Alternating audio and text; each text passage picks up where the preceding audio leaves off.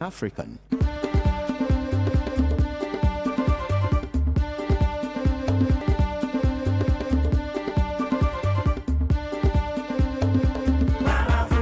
Truly African.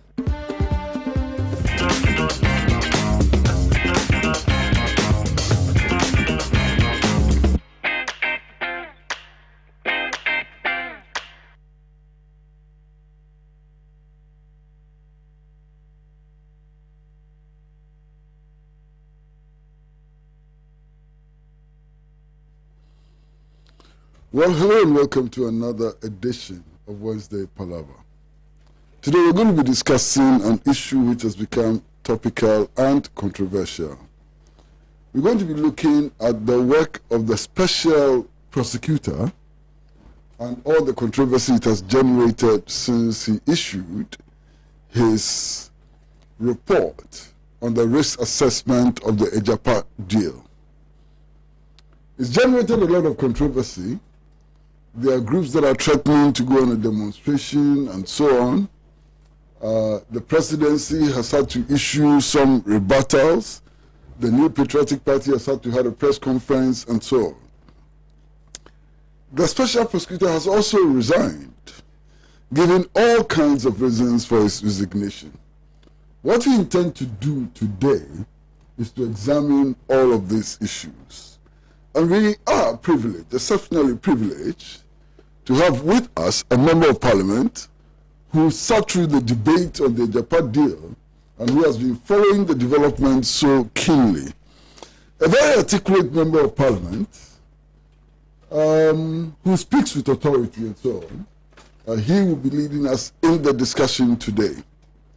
What we're going to do is that he's going to be talking to us for about 20 to 30 minutes, dependent on how he wants to go, 20 to 30 minutes. And then thereafter, we're going to come to the studio audience to raise questions, to make comments, whatever. And then we'll go to our social media platforms, Facebook, YouTube, all of that, and pick your comments. And then we'll bring the Member of Parliament back to the podium to deal with the issues that you would raise. It's indeed my pleasure to introduce this very good friend of mine, this articulate young man who is going to lead us today.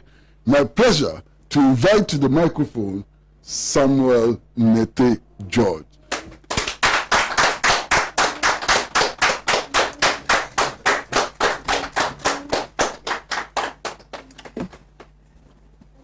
Thank you very much, Uncle Kwesi Pratt. When Uncle Kwesi Pratt describes you in such glowing terms, you cannot fail to deliver, and it puts a lot of pressure on you, but we'll try our best. We have had to deal with the resignation of the special prosecutor, Mr. Martin Amidu, over the past 72 hours. It came as a shock to some, it didn't come as a shock to others. I have taken my time to read his official letter to His Excellency the President, and then also read his public release on his resignation. It leaves me with two conclusions. The Office of Special Prosecutor was a hoax that was perpetrated on the people of Ghana by President Akufo-Addo, and that the Office of the President is not committed in the fight against corruption. Now, these are conclusions I've arrived at out of a close scrutiny of Mr. Amidu's resignation letter. Starting from the first paragraph of his official resignation letter, it is clear to you that despite the pomp and pageantry that the country witnessed about the swearing in and appointment and the vetting of Mr. Amidu, his appointment letter was only delivered to him after 2 years of being in office. You wonder why his appointment letter took 2 years. It speaks to even the value that was placed on the work that he he did. He only received his letter on the 5th of February 2020. This is somebody who took office as far back as 2018 January. He only received his appointment letter on the 5th of February 2020. Then you realize that in accepting his appointment, per Mr. Amidu's letter, there was one condition that he gave to President Akufo-Addo before accepting his appointment as special prosecutor. And that was, he was supposed to be allowed to work with independence without any interference. Now, this is not a wish of Mr. Amidu. This is actually in the act that was passed by Parliament. When you look at Section 4 of the Act, the Office of Special Prosecutor Act, which is Act 959, I will read. Mandate of the office. 4.1 says, except as otherwise provided in this Constitution, or in the Constitution, the office is not subject to the direction or control of a person or an authority in the performance of the functions of this office. So that which Mr. Amidu says in paragraph 3 of his letter to the president, his resignation letter, as was a condition, is actually a mandate of the act, the law that set up the special prosecutor, that he shall not come under the direction or authority of anybody. However, it became clear to him after he submitted his risk assessment, the risk of corruption and anti-corruption assessment on the Ejapa deal. Now, for those who may need a little refreshing, the Ejapa deal is a simple deal that, and I use the word simple because all the government sought to do was to take all of government's royalties from our gold mining as a country and hand it over to a private entity that has been registered in a tax haven called New Jersey, which means that there's a lot of opacity, no transparency about the transaction. You don't know who the beneficial owners will be, and hand it over to them. In fact, in the earlier stages, it was in perpetuity forever. When issues were raised, they came back and said the Attorney General had done an assessment and said for 15 years. What is the valuation for 15 years? Government brought us a valuation projection for 3 years and tried to use that to justify a 15-year agreement. Basically, the minority opposed this and demanded for the risk assessment. Gradually, the government allowed the risk assessment to start. Mr. Amidu made it clear that officials of government at the Ministry of Finance were failing to cooperate with him. If you again read the Special Prosecutors Act, it is an offense for any state official to refuse information to the Office of Special Prosecutor. When Mr. Amidu had to go on air, public radio, to raise this complaint, reluctantly the ministry gave him the information he needed. He concluded his report, sent it to the Office of the President on the 16th.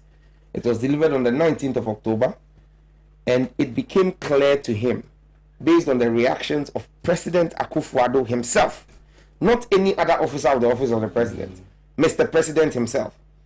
Mr. President's actions have convinced Martin Amidu that the President did not intend for him, as special prosecutor, to fight corruption or prosecute corruption in a non-partisan manner. You would realize that the President, on receiving the letter on the 19th of October, immediately on the same day instructed the Chief of Staff to summon Mr. Amidu. Now, do not forget, the role of the Chief of Staff is to have a supervisory role over ministers and appointees of the President. But those appointees do not include independent state operators like the Special Prosecutor. The Special Prosecutor does not come under the purview of the Chief of Staff. However, the Chief of Staff sent a message. She tried to reach him on phone. She didn't get him. She sent a letter summoning him to the Office of the President. He did that and appeared there on the 20th. When he appeared at the Chief of Staff's office, she had a simple message. A simple message was that she had been instructed that he should not, that's Mr. Martin Amidu, must not do anything, take any action on the report on the Ejapa royalties transaction until the President himself, Mr. Akufo-Addo, President Akufo-Addo, met with Mr. Amidu 2 days later on the 23rd. You ask yourself, why should the president seek to instruct an independent special prosecutor not to take any further action on a corruption report, risk of corruption report, that he had shared a copy of, an executive summary of, with the president until the president returned? It is my considered view and the view of the minority that Mr. Amidu even erred in sharing a copy of the report with the president and copying the Minister of Finance, because the Act says he does not come under the control or direction of any state authority. When he had done his report, he should have immediately commenced prosecution and served during the prosecution. Our laws demand that he would do full disclosure to anybody who will become the subject of the prosecution. At that stage, the lawyers of any individuals he found liable for corruption-related activities would have their day in court to defend themselves. But again, in his letter on page 2, he says that he did it out of courtesy for Mr. President. In submitting this letter to Mr. President, the President made it clear to Mr. Amidu that he did not want him to proceed on the Ejapa.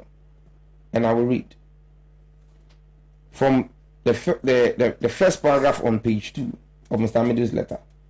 It says, Your Excellency insisted that I should withhold any further action on the report for 1 week.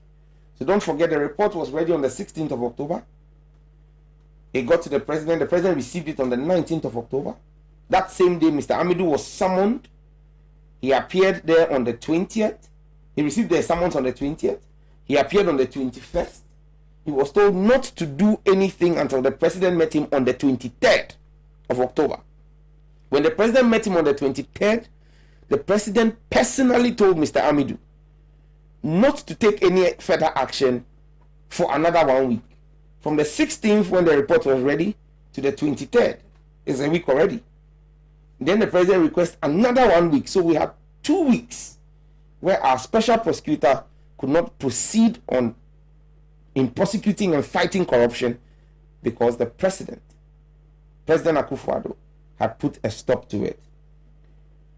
He says he reluctantly agreed to these terms, but immediately served notice to the president that if that was the way the president was going to proceed, he would not be able to continue in the discharge of his job as special prosecutor. After the meeting of the 23rd, President Akufo-Addo again invited Mr. Amidu to his office, strangely on a Sunday evening, the 1st of November 2020. At that meeting, per Mr. Amidu's letter, President Akufo-Addo sought to bargain with Mr. Amidu on the next steps to be taken.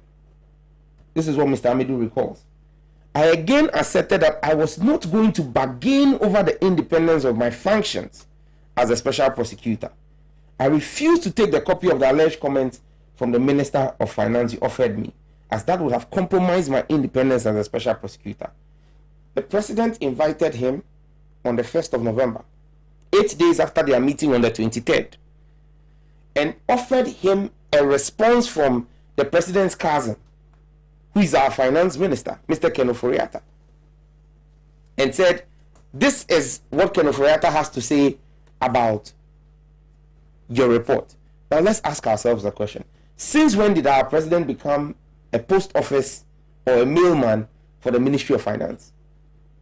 If the special prosecutor had done a risk assessment and had found actions related to corruption against the finance minister, if the finance minister had a response, he should have responded directly to the special prosecutor. Why was it sent to the president? And why is the president acting as an intermediary for the finance minister in trying to broker a deal with Mr. Amidu to get Mr. Amidu to step down on his decision to prosecute and investigate and prosecute further the matter? The president goes as far as asking Mr. Amidu to, in Mr. Amidu's words, shelve the risk assessment of corruption report.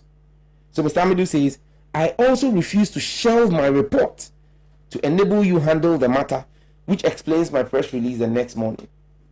How our president, who we've been told is incorruptible, could call Mr. Amidu on a Sunday evening to his office and tried to bargain and negotiate with him by offering him a counter report from the finance minister, who is the president's cousin, and asked Mr. Amidu to shelve his original report, paints a picture of the ring of corruption, nepotism, and cronyism that surrounds not just this Ejapa deal, but most of the actions and dealings of this government. Mr. Amidu, after that meeting, decided to make public the 64-page report that he had submitted a summary of to the president. The president was not aware that Mr. Amidu had released that report. And so the next morning, to try to preempt Mr. Amidu, he made Eugene Ayen, his press secretary, issue a statement trying to downplay the importance of Mr. Amidu's work, because they had only seen the 13-page summary. But unknown to them, Mr. Amidu had released to some sections of the media the full 64-page report. The conversation of that is what led us to see the depth and the amount of corruption that was ingrained in this whole Ejapa deal. Now, it is important to know that the Ejapa deal did not just find officers at the Ministry of Finance, including the finance minister, guilty or possibly guilty, or establish a prima facie case, which is a legal term, a prima facie case of corruption against them, but against even the president himself. And this is how Mr. Amidu reports it. Your Excellency was acting as a judge in your own cause in usurping my functions to take any independent follow-up actions on the anti-corruption assessment report, when you knew from my 13-page letter of 16th October 2020 conveying the conclusions and observation of the anti-corruption assessment report to you. Listen, that negative anti-corruption assessment had been made against the conduct of your office and the procedure adopted in granting the executive approval dated 24th March 2020 and your assent of the Mineral Investment Income Amendment Act 2020, Act 1024, on 27th August 2020, intended to retroactively impact the parliamentary approval of the transactions document granted on 14th August 2020. The laws of Ghana are clear. No act of parliament, no laws passed in this country shall take retroactive effect. The president actually did that with respect to the Minerals Income Investment Amendment Act 2020, Act 1024, and the fact that Martin Amidu had established a prima facie case against His Excellency President Akufo-Addo himself for acts that he deems are anti-corruption assessments that have been made against the conduct of Mr. President's office in the issuance of an executive approval. John Mahama or the minority did not appoint Mr. Martin Amidu. The president appointed Mr. Martin Amidu and praised his anti-corruption track record. It is that same Mr. Martin Amidu that tells us today that in the Ejapa deal that he has done a risk assessment on, a corruption risk assessment on the president. He has established a prima facie case against President Akufo-Addo. Now, Martin Amidu makes a damning conclusion on President Akufo-Addo. He says that he does not see any serious non-partisan prospect of any improvement in preventing and fighting corruption, even if President Akufo-Addo, in the unlikely event, won a second term. This is telling that the man who has engaged and encountered government dealings at such close proximity does not see any true desire for a non-partisan fight. And if you look at the responses that have come from the office of the president, you realize they are pained that, as far as they are concerned, Martin Amidu should have taken on Mr. John Dramani Mahama on mere allegations in another case. Whereas Mr. Martin Amidu has conducted a conclusive investigation that they think that he has no case against. Now, if you read Mr. Amidu's own public letter, it is telling that Mr. Amidu tells us his life is at risk simply because of this anti-corruption report. And for any citizen of this country who remembers the circumstances that led to the untimely demise of Ahmed Swale and the work he was doing with regards to the number 12 documentary, which again had linkages between officers of the GFA, and claims they had made in the name, that they were acting in the name of the president and his vice, and the evidence that Ahmed Suale was providing to investigators, and his untimely demise.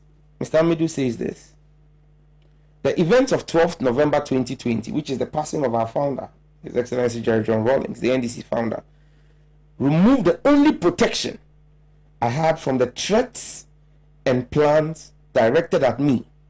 So clearly there have been threats and plans directed at him, and the reasons for that are for undertaking the Ejapa Royalties Limited Transaction Anti-Corruption Assessment Report. And this dictates that I resign as the special prosecutor immediately. Fear is the enemy of change, and I am prepared from the vacuum created on 12 November 2020 to meet the threats of my demise. Simply put, the threats of death that have been made to Mr. Martin Amidu for daring to carry out an anti-corruption risk assessment on the Ejapa deal. Who are those who are threatening his life? Who are those who stand to benefit from Mr. Amidu's silence? Who are the very people who have occasioned and threatened a very boisterous and vociferous anti-corruption, self-acclaimed citizen vigilante like Martin Amidu to chicken out and run away with his tails in between his legs? Who are the individuals in this country who have the power to make him run away and cower in fear? Who are the beneficiaries, ultimate beneficiaries of silence on the Ejapa royalties transaction? What is it that led Mr. Amidu to establish the prima facie case against the president himself in his conduct? The issues about the finance minister and the relationship between his holdings in Data Bank and the work that they had done on this Ejapa deal are already public knowledge when you read the 64-page report. The conflict of interest, the underhand dealings, the shady nature in which the transaction is being carried out and why it is going through a tax haven, and how all of the so-called shares that will be listed on the stock exchange can find its way back to individuals within government, and because it is listed in a tax haven, nobody will be able to find out the true beneficial owners of those shares are public knowledge. So, my dear friends, it is important that we know that for me and for like-minded Ghanaians, this has finally lifted the veil on the character of the persons who lead this country. The Ejapa deal can be said to be the last straw that's breaking the camel's back. But if you cast your mind back to the several other acts of corruption, like starting from day one of this administration, the Bust scandal, where the then energy minister set up a multi-sectoral committee made up of civil society to investigate the matter. A day before that committee will start its investigation, the president commissions a different investigation and gets a report from the BNI exonerating the then chief executive. And the several other acts of corruption. You've seen the PPA scandal. You have seen the Ameri scandal. You have heard of the ACA deals and the scandals in there. Even when it is handed over to the police, you hear the then head of CID, Mami Atiwado, saying she was requesting a meeting with the president to cover up. You see, you can establish a modus operandi in all of these cases. The president directly gets involved, and then there is a cover-up. Even when Charles Bissiou was caught on tape with the mining scandal, the Galamsey scandal, he still serves as a presidential staffer under the auspices of the president. Complete cover-up. In this instance, the only reason we are getting to see the fine details of the operations of Mr. President and covering up acts of corruption in our country is simply because Martin Amidu has refused to play ball. But our president has been caught red-handed. Per the testimony of Mr. Amidu, we have read the response from the presidency. They have not challenged the substance of the claims that the president engaged and met with Mr. Amidu on the 1st of November, Sunday, 1st November. And the claims Mr. Amidu is making that the president handed him over a report from the finance minister to shelve his original report. This is the true state of the fight against corruption. The reality, my fellow countrymen, is that corruption has won this battle. So long as President Akufo-Addo remains president, it is evident to us that the fight against corruption is a hoax, is a sham. There really is no fight. Because those who own and control the levers of power and who have a responsibility in the fight against corruption are the biggest beneficiaries of corruption as it stands today. I thank you.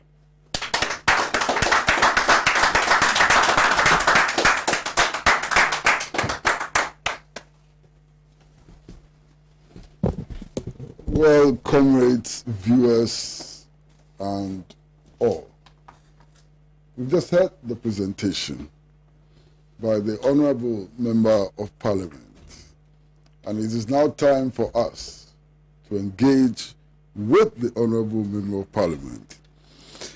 Time to ask your questions, time to make your comments, anything.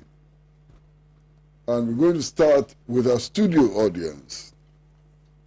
So we'd like to see, by show of hands, those of you who are ready to ask questions and make comments. Show of hands.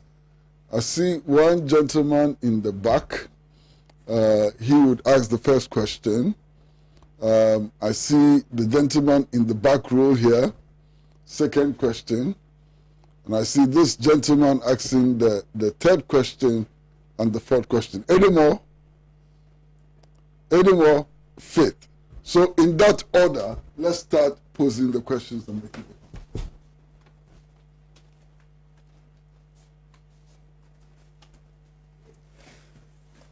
Thank you so much for the opportunity. My name is David Atto. Honorable, I have just one simple question, and I've been raising these issues along the line since yesterday. And you also made that, that damning statement that I'm just about to make.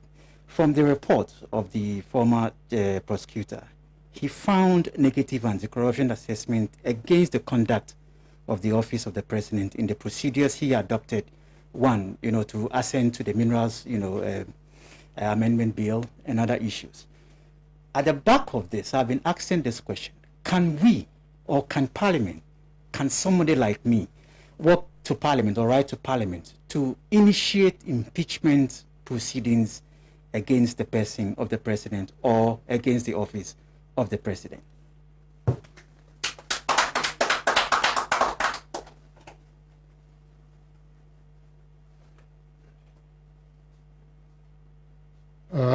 Good evening, comrades and viewers up there.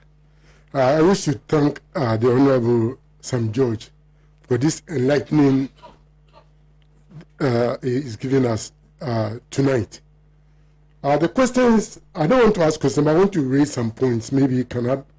When you look at the entirety of the whole Ejapa deal, you could see that it tends to belittle the conscience and the minds of Ghanaians and the whole international society.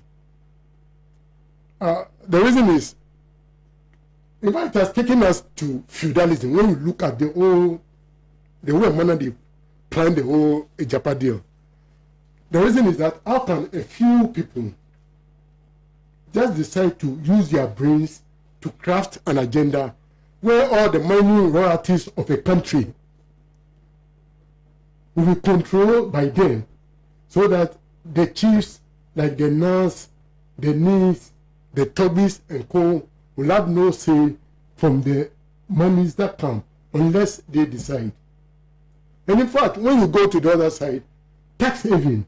What do you mean by tax haven? Is it that they are trying to hide the amount of money received from avoiding tax and all those things? These are not go well for the nation state, Ghana.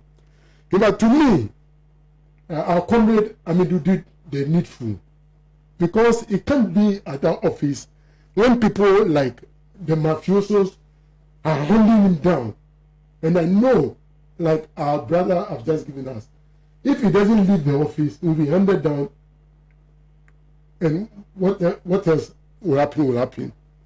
So I'll call on Ghanaians. The best present that Ghanaians can give to Ghana comes December 7th is to vote Akufo-Addo, Nana Akufo-Addo, and his people out of government. By so doing, we know that the royalties, the mines and all those belonging, because mines are not only in the Ashanti region, they are not only in Obuasi. The mines in the northern regions have not even been tapped. So, suspiciously, they will put all this together and it will come to a few people and they will use it in perpetuity for life. And so many people will suffer while a few people will enjoy. So come December 7th, I'll call on Ghanaians to vote Nana Akufo-Addo out of power. Thank you very much.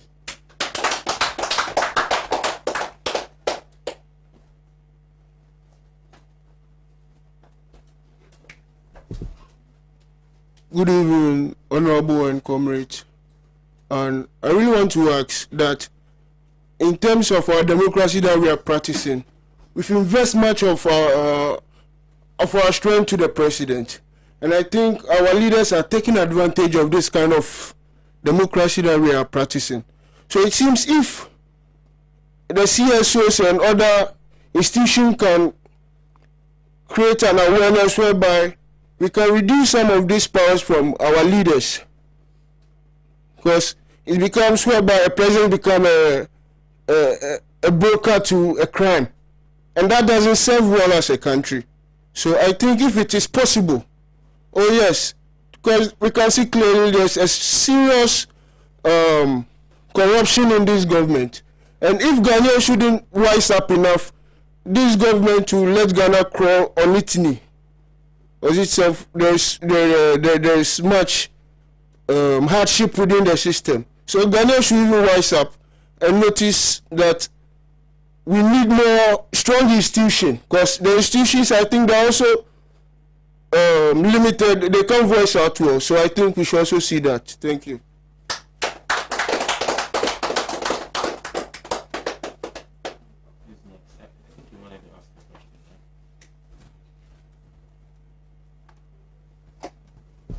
Good evening, Honorable. Good evening, comrade. Honorable, in your submission, you made mention of the report that we're having out there concerning the prosecutor. My problem is actually, it's clear that one way or the other he's not safe, or he thinks he's at risk. So we also know what happened to Amidu. He just spoke about it, and as at now, nothing happened to him. Nothing has happened to whoever. We don't even know. We didn't hear anything about it. Meanwhile, some few days before his demise, we all heard some of them even have the opportunity to see what Japan has said about it. And as nothing has happened. So my problem is, can the state, in one way or the other, do something to, in a way, protect Mr. Amidu? Or what is the next action? Can the minority do something to kind of protect or trying to, or what can the minority do about it, or what's the minority intend doing about it? Thank you.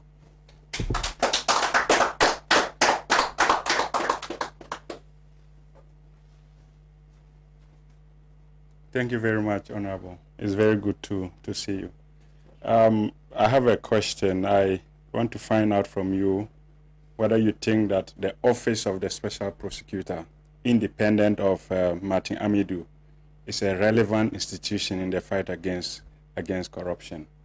And then the second point I want to make is that I'm very happy that even before the Special Prosecutor began any investigation into this deal, independent minds in the country had already made very important comments on the deal as a rip-off, So as these events are unfolding, it is important for Ghanaians and for even the minority to stay focused on the deal, and what it brings to this country, rather than falling into the personality politics of the special prosecutor himself, because he himself presents various varying contradictions, you know, and that the problems of this country are not personalized. He is not the holder of our problems. He's not the arbiter of our problems. That we ourselves can understand what our problems are and can forge a way to solving them. You know, thank you very much.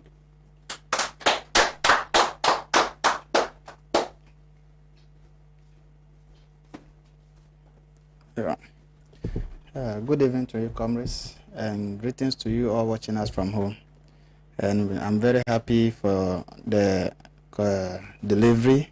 I've learned a lot in this quite short time. I think before this delivery, the few things I've known about this deal was the nature of it, the discussion have been going on about it. I think we've already discussed this topic on the Japan deal even before this happening. And then what Martin Amidu presents to the conversation is just a new way of relooking at it. Because at a particular point in time, the discussion around the deal actually went down. But this new happening just spike up the discussion on it again, which is a really good thing for the nation. It's a new way for us to actually expose the realities of this deal, what it seeks to achieve. And what I wanted to also hammer on was the question my brother also raised. Is there any way to protect Martin Amidu as he is right now in fear of his life? And then the second question I wanted to raise was in accordance to we're all here and we're watching on TV when he was being appointed, when he was interviewed, before he was given until you gave the detail on the date he actually received his appointment letter. I had no idea he received it even this year. We have thought he has received this appointment letter way long before, and he's been working underground. We don't see whatever he's doing because we didn't hear anything from him. So the reality of when he was actually given the appointment letter should actually display what the government actually wanted to achieve with that agenda. Thank you.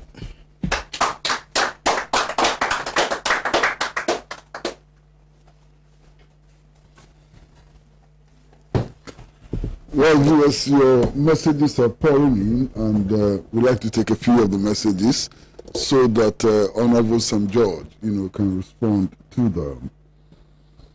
them. This one is from Kwashi Badohu from Denu, and it's a long one. It says, the law that set up the Office of Special Prosecutor is defective. The Special Prosecutor exercises a delegated power, and delegated power is always subservient to the authority that grants it. The Attorney General has no power to cede any portion of the authority granted under Article 88 unless through a constitutional amendment. He can only delegate and reserve the right to interfere in the activity of his agent. The talk of independence of the Special Prosecutor is thus tutelar and not supported by the agency agreement rules. Finally, prosecution in the name of the state is an executive responsibility as expressed in Article 88, and it would be illogical to seek to shield it from the control of the executive. It's a fantasy. The best solution to the fight against corruption is the presence of persons of honor and authority, no more, no less. This is from Koshi Baduhu from Denu. This one is from Charles Dakora from Tamale. Charles Dakora from Tamale says, good evening, comrades. If Martin Amidu can decide to resign as a special prosecutor to protect his integrity, then what can we say about independence to perform his duties? My question is, can we as a country fight corruption?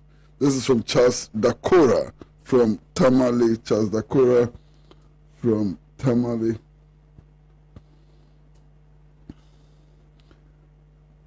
This is from Edu Jemfi from Bedu in the Tyne district. Says, great evening, fellow scholars. Wow. He who speaks about the truth today remains beneficiary for oneself and posterity, but he who lies becomes an object for mockery forever. The issue concerning the special prosecutor and the government is clear evidence that the president himself is an embodiment of corruption. We will soon show him the exit. This is from Edu Jemfi from the Tyne district. Edu Jemfi from the Tyne district. This one has no name. It simply says, can I get copies of the report on the Ejapa Royal deal? Maybe if you go to our social media pages, they should be able to paste copies of the report on the social media pages. This one simply says, hi. Well, hi back. Hi back. This is from no name. I'm tempted to dump it. But it says, you are not different. We rather vote for GUM. Who is the you? Because I'm not so sure who the you is, you know. You can vote for GUM, no problem. You can vote for GUM and pray Ghana's problems away. It's not a problem at all, you know. This is from Kwadwo from Kumasi. And Kwadwo writes, in view of the disgrace that the Ejapa deal and the associated resignation of the SP have brought to our nation, I did not expect to see your audience applaud the speaker. We should be shedding tears instead of applauding. What surprises me most is the courage they have to come out and defend this. Is this not shameful?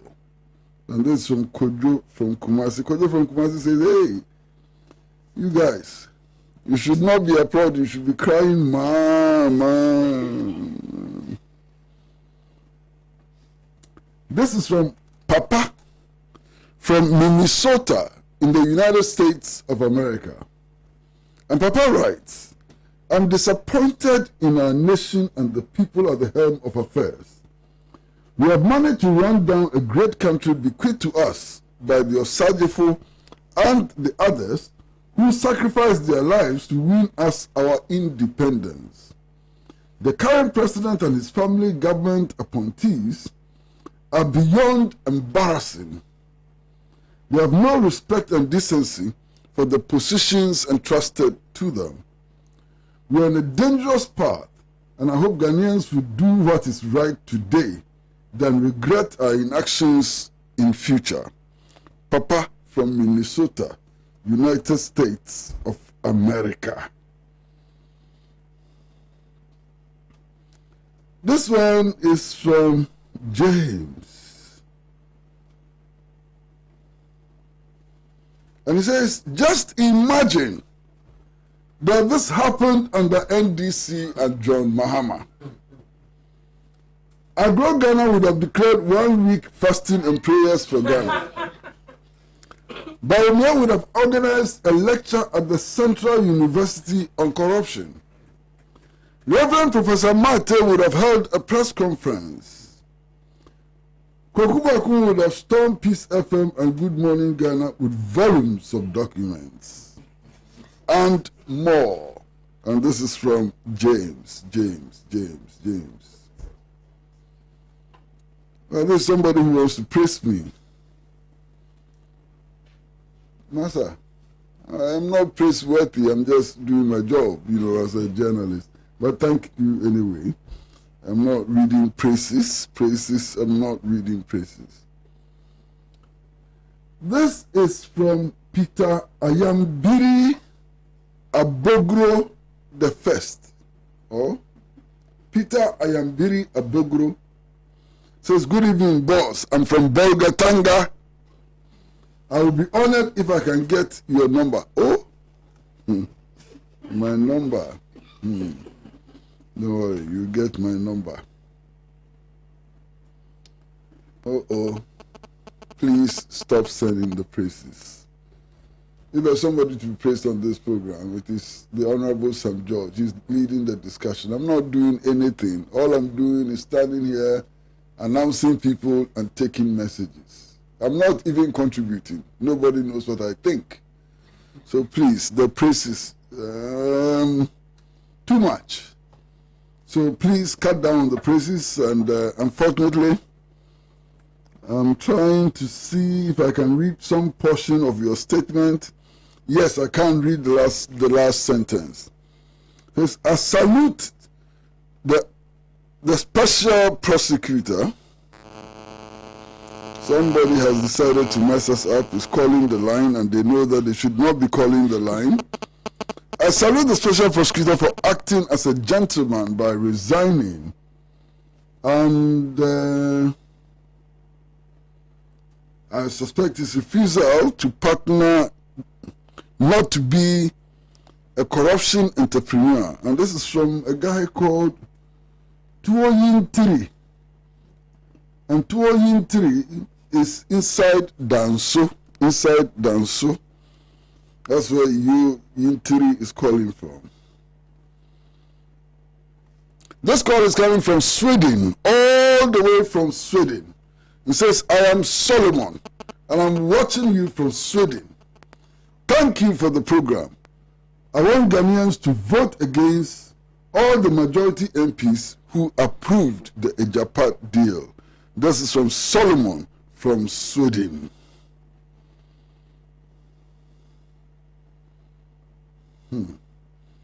This is from Musin from Tamale. Musin, thank you very much. As I told you, keep your focus somewhere. Thank you very much for your blessings, and so, This is from Prince, also from Tamale, and you can see that a lot of the messages are coming from Tamale. Prince from Tamale says, Ghana needs to be restructured as the country is in a mess. God save Ghana. God save Ghana. Wow.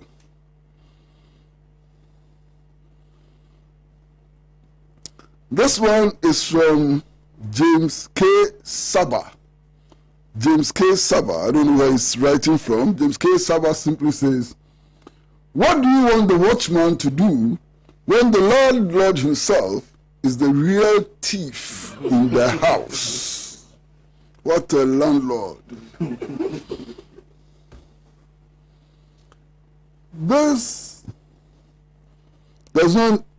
is from Cooley from Angoga. Cooley, Cooly, Cooley from Angoga. And Cooley from Angoga writes, hello, comrades. Nanado and his government only eat the meat, crack the bones, and throw the chaff at Ghanaians as free whatever. Free whatever. Says they eat the meat, and after eating the meat, they crack the bones on top. And then they throw the chaff at us. The 7th December will surely come. This is from Cooley, from Anloga.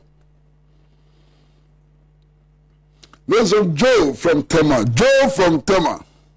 Joe writes, whoever believed that Akufo-Addo truly intended to fight corruption must have had a problem with his or her sense of judgment.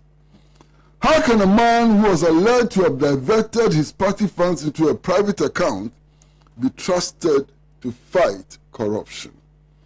Joe from Tema. Joe from Tema. Some of the names, I'm struggling to pronounce them. This is from Bipua. I suppose I've mentioned it right. Bipua, Bipuah. Oh. Bipua Mohammed from Wa. I'm disappointed in Martin Amidu. I thought he was a courageous man. Anyway, the incorruptibility of the president is not in doubt. The president is a man of integrity, and with or without Martin Amidu, free SHS is happening. Why are you talking about corruption? Free SHS is happening, you're talking about corruption. Interesting one. Nurses and teachers' allowances are being paid, etc., etc. What is even the track record of Martin? He was fired in 2012 as the AG by the late Mills. Came after JM, now Nanado. Please, you don't accept insults here. Your last sentence is an insult, and we would not read insults in these programs. My goodness, the messages just keep coming. And this is just the WhatsApp platform. We're going to allow Honorable St. George spend 10 minutes responding to these, and then we'll come back and we'll go to the Facebook platform and see the messages there.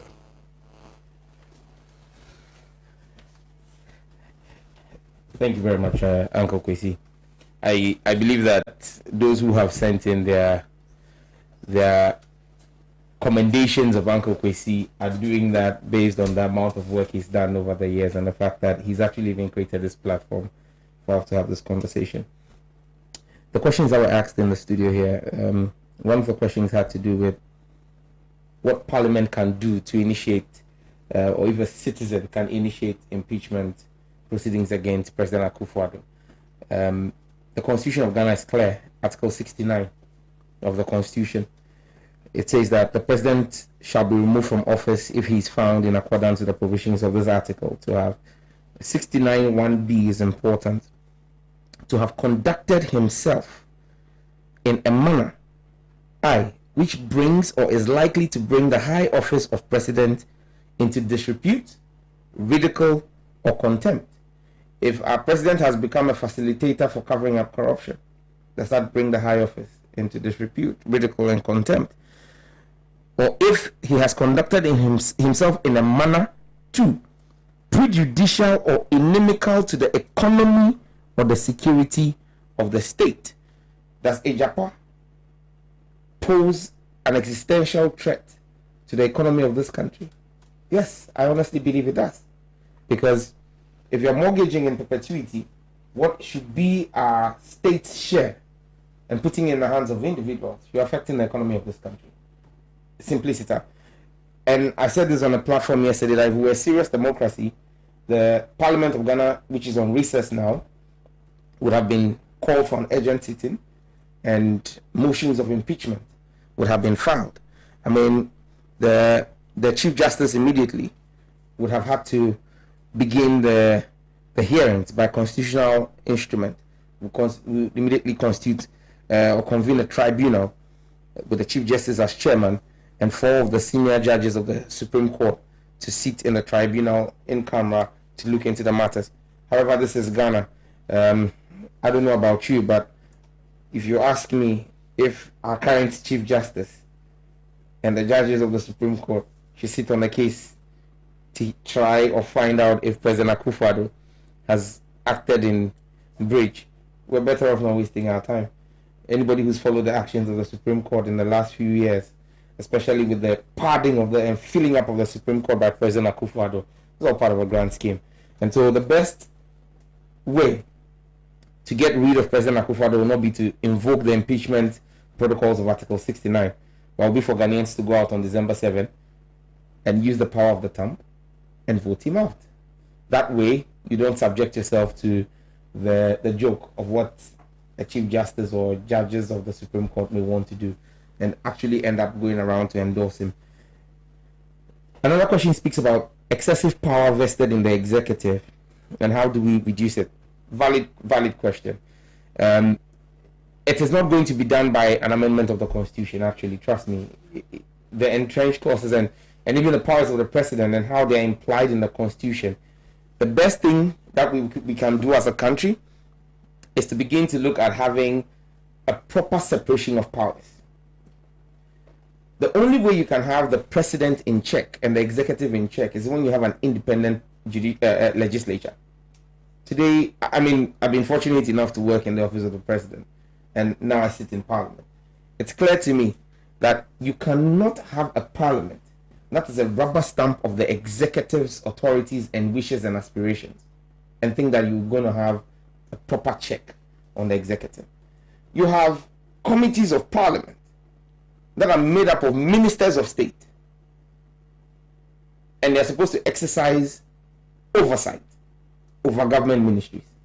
So you have a situation where an individual who sits in a ministry as a minister originates a bill or a contract agreement, goes to cabinet because it's part of the executive, defends it there, convinces cabinet, that gets a cabinet memo on it, brings it to parliament. Parliament is supposed to be the representatives of the people to check the excesses of the executive. But this minister is also sitting in parliament as a member of parliament. So what the minister does is he takes off his hat as a minister and puts on the hat of a member of parliament and comes to sit down to debate and justify and approve that which he originated through the executive. It's a joke. Our democracy is largely a joke. If we have proper separation of powers, where we take out the clause that says that 50% plus one or 50 majority of ministers must come from parliament, and allow members of parliament to be career members of parliament. So if you're in parliament, it's like what happens in Nigeria. If you are a senator, you cannot be a minister of state. So if you're an MP, you cannot be a minister or a deputy minister. Then you pay MPs and pay them properly, and let them have independence to be able to check the executive. But if parliament is seen as a stepping stone to getting into the executive, you have members of the majority falling over themselves to catch the eye of the president by singing high praises of anything he brings to parliament, and after they finish on the floor of the house, they meet you in the coffee shop and tell you that they don't know. They agree and admit that it was wrong, but they can't say nothing against it because parliament seems to be at the whims and caprices of the executive. Can the state protect Amidu? What can the minority do? The best we can do is to speak up. The state cannot protect even itself. There's nobody who's safe in this country. Crime is on the rise. Violent crime is on the rise. And so there's very little anybody can do. At this point in time, when you have a government that is more interested in raping and looting the public coffer, they care less about the security of the people. And so you realize that violent crime is steadily on the rise. Assassinations, kidnappings, armed robberies. In the broad daylight, you saw what happened in Alaba recently, in Kumasi and all of that. So we can only hope and wish Mr. Amidu well and make as much noise as we are trying to make, and hope that that would deter the state. But actors of this particular government care very less about public opinion. They go ahead and do what they want to do. Another question came, and that asked if the OSP was a relevant institution in the fight against corruption. In all honesty, I believe that the truth of the matter is fight, and I think it was a message Uncle Kwesi read from a gentleman in the Volta region, I think a Kosi, who said that it was a fantasy to set up the OSP. I agree with that position. Article 88 makes it clear. Criminal prosecution resides and is vested in the Attorney General of the Republic. And so to set up an institution and think that you can divulge part of your powers to that institution, and then turn around and think that that institution is independent. It's like me owning this house, owning a house that has 5 bedrooms, and I give you 1 room to stay in, and then you say that I can't be your landlord. Makes absolutely no sense. So the bottom line here, I believe, is the NDC's proposal. A separation of the Office of Attorney General from the Minister of Justice. The Constitution recognizes the Attorney General and vests prosecutorial powers in the Attorney General. So have an Attorney General who's got independence of office, and then have a political appointee who is the Minister for Justice. The Minister for Justice becomes government's lawyer who advises government on commercial agreements that government is going to go in, and all of the things that the Attorney General currently does, and leave the Attorney General to handle prosecutions independent of the executive. That for me would be the best way to go. The minority should keep an eye on the deal. Very important point. We're not taking an eye off the ball. We will discuss Mr. Amidu and his resignation.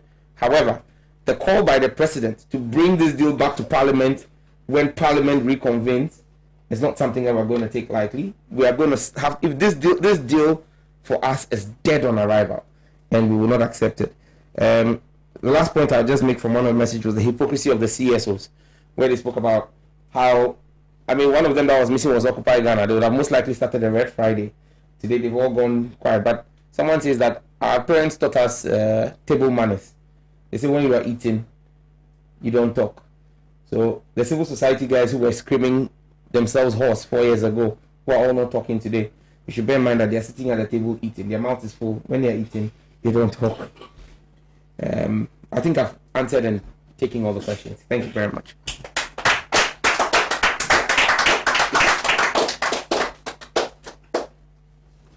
We're now going to go to Facebook and read not all of the messages, some of the messages.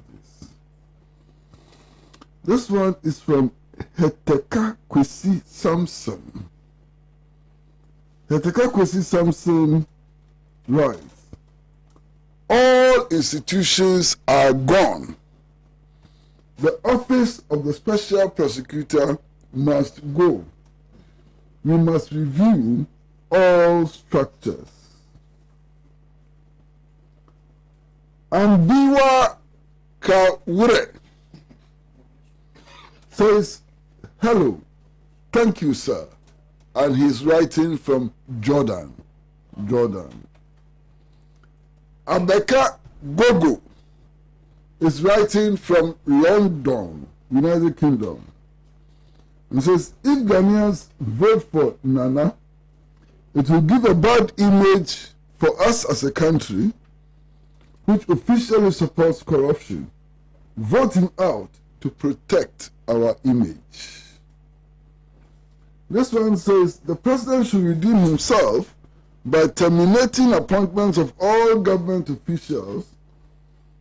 As a matter of fact, and the message is cut. It's cut. This is from Samuel Kwate. Says, I mean, he should fire the appointees who were involved in the Ejapa deal. He's also the only president who has not done any changes to his cabinet or a reshuffle. Then John S. John S. Iho. I hope I'm right. E-H-O. Iho. When someone has been rejected many times, comes to you and says, try me next time, take to your heels. Ghanaians were hoodwinked by the sweet promises of Nana, not knowing his true intentions. This is from Samuel Kwate. Says impeachment should have been the right way. However, the timing would not permit that. The timing is a problem. This is from Shafiq Suleiman. Says, good evening, comrades. I'm writing from Bronx, New York. It says, there's a gap. It says, should not think that Martin Amidu resigned after a consistent series of threats to be fired. As we all know, every reasonable civil servant will want to resign instead of being fired to save her credentials. Jubilee House says Jubilee House has suddenly turned into a corruption crime scene. Nanado has been a walking contradiction who succeeded in capitalizing on his father's glory since time immemorial. But Ghanaians allow themselves to be intimidated by the English he speaks. Osadifua bregu kwa.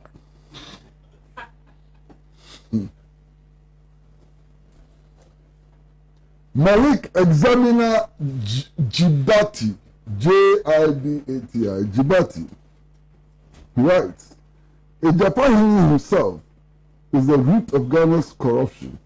He must surely find his way out of the Flagstaff House. Inshallah.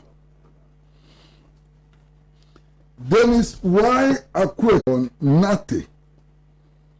All we need to do as a people is to vote out this corrupt and super incompetent government of Nana Addo in order to save our beloved motherland from further disgrace.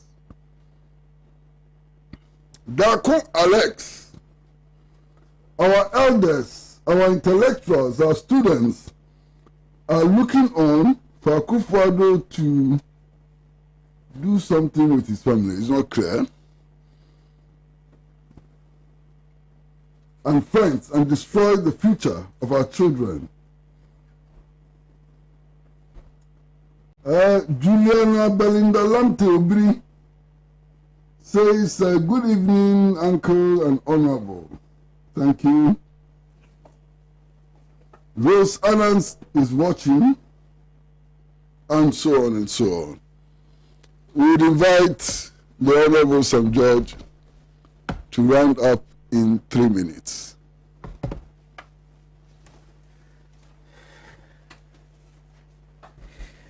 Thank you very much, Uncle. Viewers, comrades, I believe that we have said quite a lot, and I believe that the choice is ours to make. When it comes to the Japan deal, there is no way to remedy a fundamentally flawed deal. There is no justification for wanting to amortize or collateralize all of our gold revenues in perpetuity and place them in the hands of an individual or a group of individuals, especially when it's been done in such an opaque manner as the Japan deal is being done. It is my honest belief that it's in the sole interest of every Ghanaian, born and unborn, to speak out against this deal and ensure that we speak out against the corruption and nepotism and cronyism going on in this government. The Japan deal, like I said, is one of several. I mean, we can list them, from the My Sister's Keeper Foundation to the excavators that disappeared to motorcycles and tricycles that just disappeared in the northern region. I mean, the scandals are just is as though there's a competition for the scandals. You have the National Lotteries Authority boss awarding 11 contracts in the same day to his sister, and nobody sees anything wrong with it. He's still at post, The Iceman. I don't know if you remember the Iceman, the one who had 13 air conditions in a 3-bedroom house, And when we complained about it, what the president did was to appoint him as the head of GRA. On the board of GRA, he had to take an outcry to read. I mean, clearly, President Akufo-Addo is the biggest sole beneficiary of corruption as it stands now, and he and his government will fight anybody who fights corruption. The Danish ambassador made a comment and said, anybody who seeks to fight corruption will fight you. Domlevo tried to fight corruption. Who fought him? President Akufo-Addo. Asked him to proceed on leave. Martin Amidu is trying to fight corruption in Japan. Who has forced him out? Nana Akufo-Addo. Who is corruption in this case? President Akufo-Addo. Do we want to have another 4 years of him leading the corruption brigade and the brigands of looting and plundering and philandering of our public purse? Or do we want to have a change? For me, I think the options, and it's clear to us, that on December 7, given the exigencies of time and the circumstances of our country and our judiciary, we have no trust in activating Article 69 of our Constitution and bringing impeachment proceedings. Our best bet is to impeach him at the ballot box on December 7. Thank you very much.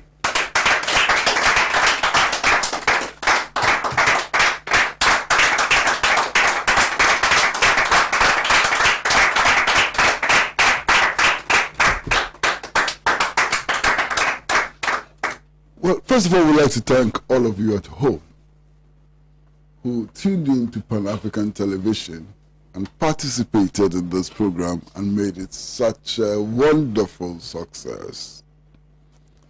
Then we'd like to thank all of you who used the WhatsApp platform and sent us all those wonderful messages, you know, as your contribution to the program. We thank you very, very much. For those of you who went on Facebook, we can't thank you enough. And you also sent us very, very good messages as your contribution to the program. We thank you very, very, very much. And of course, we thank our studio audience. Our studio audience is an essential part of this program.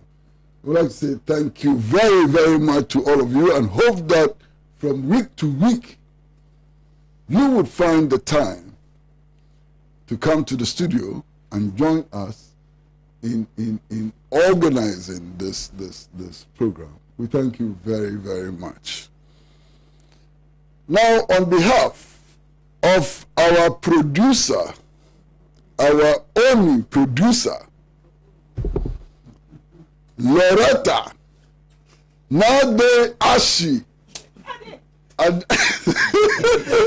Loretta Nade Ashi, we'd like to thank you very, very much for tuning in, and also not forgetting our director for the show, Adam Lumo, and all of us at Pan-African Television. We'd like to say thank you, thank you, thank you for making this what it is. But please don't forget to keep your dial on Pan-African Television, because we bring you the best in everything, best in entertainment. I mean, best in entertainment. Chidi Naya is on entertainment, that beautiful lady, nice program, and all of them. Sports, Eve Edwards, fantastic presenter, and all the team, and so on. News. So keep your dial here and enjoy the best in television broadcasting until we see you again next week. Bye-bye.